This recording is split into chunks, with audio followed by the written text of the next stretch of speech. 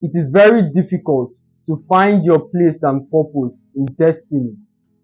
History is replete with amusing examples of individuals gallivanting around the corridors of destiny. No objectives, no aim, no drive, they're just moving. You know what's actually interesting? McKinsey conducted a survey in the early 1900s.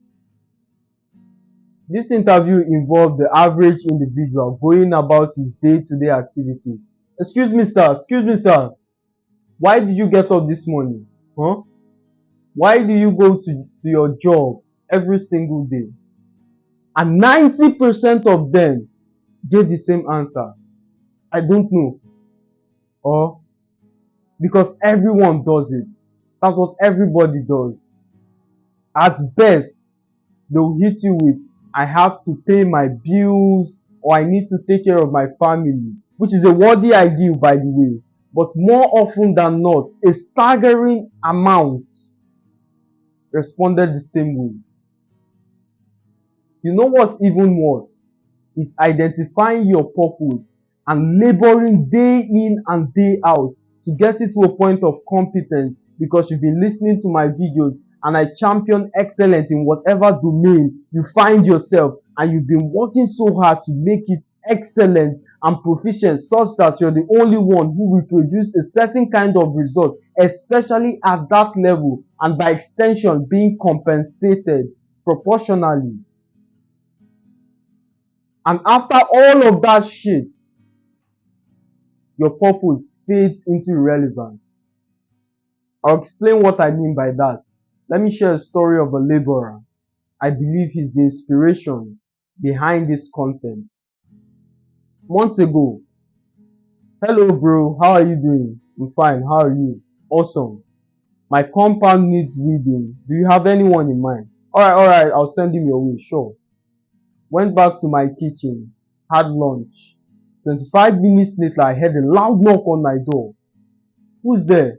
Look through the peephole. Oh, and this senior citizen, maybe in his 50s, appeared before me with a cutlass. Hello, sir. I'm the person for weeding the compound.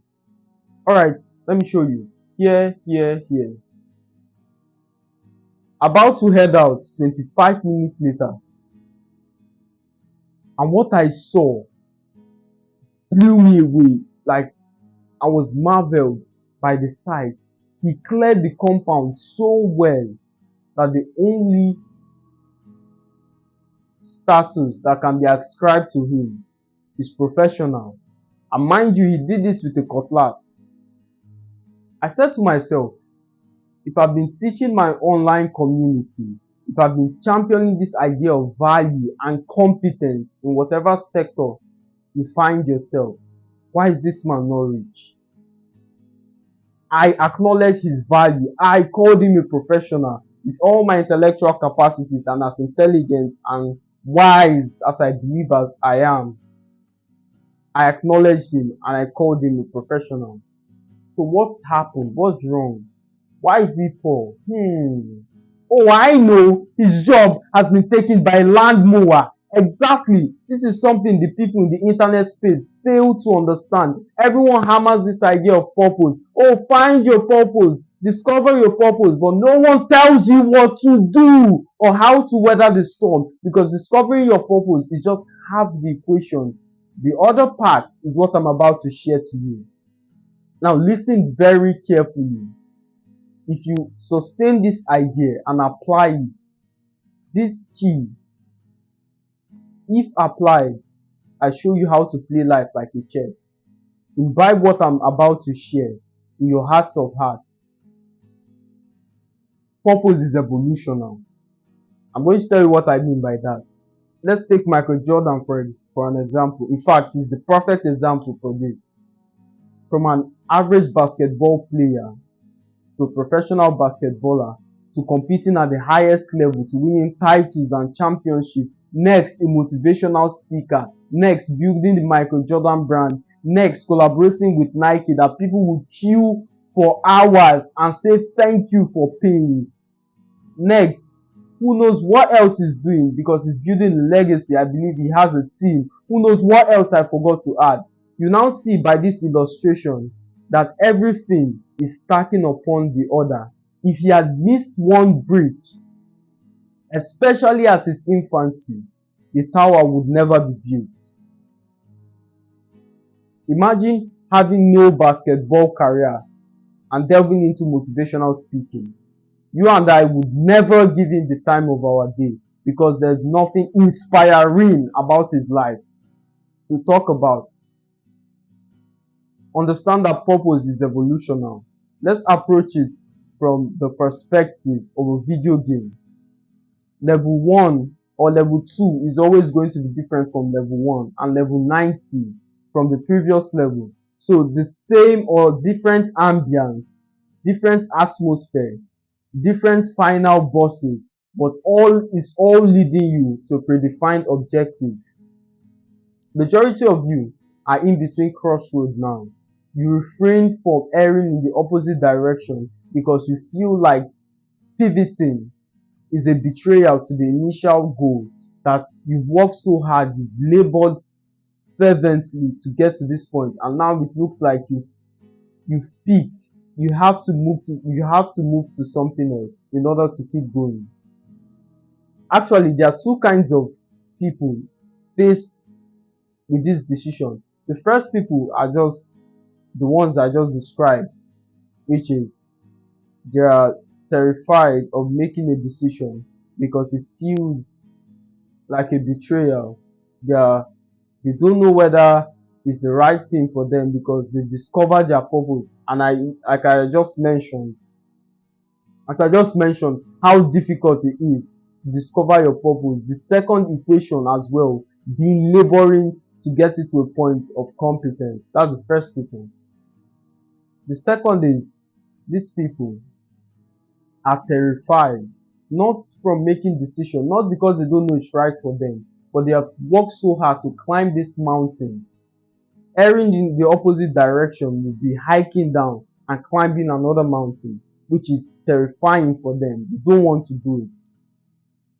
But if you fall into that category, if you refrain from taking action, because inaction is a decision in and of itself, if you platoon in that place, you will end up like that guy whose job gets taken away by a lawnmower. What the hell? Imagine being replaced by a lawnmower.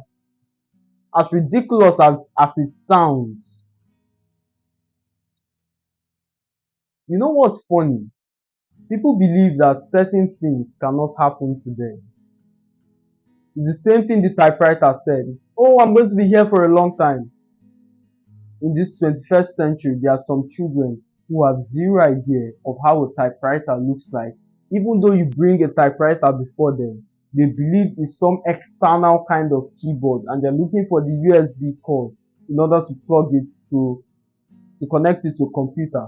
That's how they're thinking. That's how bad it's faced. So take action. There are three kinds of people watching me. The first is the people who have zero ideas, zero ambition, zero drive, zero goals whatsoever. They are like the men from the McKinsey interview in the 1900s who have no objectives. If you fall into that category, I implore you to take actions, define your goals, find something that resonates with you, and keep inching towards that perspective, towards that goal. The second kind of people are the ones I just described, who have identified their purpose but are yet to imbibe value systems like labor, hard work, in order to get it to a point of competence. The third kind of people, which is the last one, are the ones who have peaked at that level of value and it's time for them to pivot, but they're terrified. So if you fall into any of this category, I believe you've gotten value and this video would help you to make sound advice for your life. Do not make decisions, destiny deciding decisions over coffee. Think, meditate, Do not just accept whatever I say like the gospel. Critique it. Look at it from different perspectives and you'll be fine. As always, my friends, it's a pleasure speaking to you. I'll see you in the next one.